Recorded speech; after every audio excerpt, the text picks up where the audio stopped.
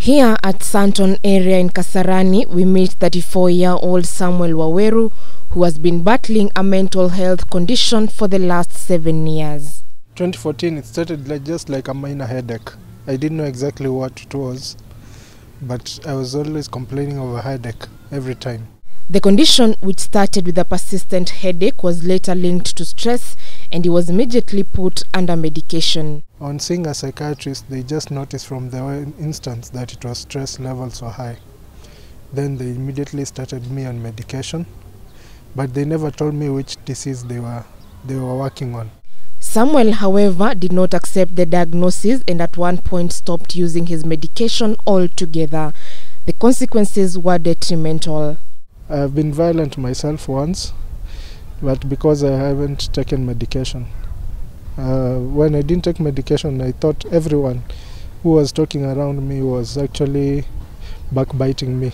You feel things like that, so that you feel you are unwanted in the common place of people, where people will just talk and say madare, you know, that one they are talking definitely about you, even if it's not about you.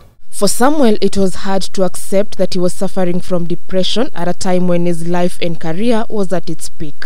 However, oblivious of his action, his efforts to better his life each day took a toll on his mental health. When I was working, I used to work so that I could manage to better my paycheck.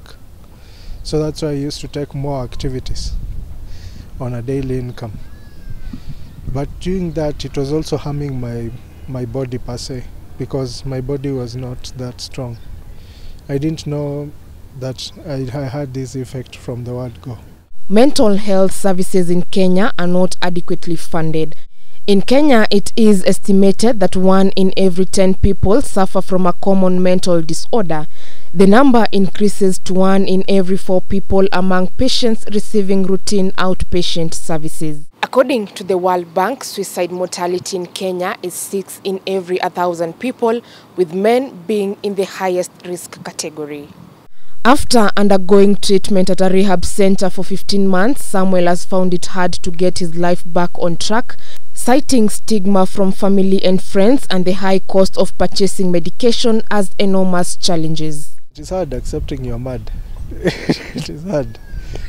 For the first time when you're told like that I'm having a depression and it's the first time you don't know anything about it, it's not easy even to tell a fellow friend or anyone. Every time I think of settling down or having such issues, you don't know even how to approach someone in that regard, because you can't start with that at any level. It brought me down when I was thinking of working, because every time you are working and you're feeling stressed and you produce such a letter to your employers, they already have an easier way of thinking about how to solve your issues.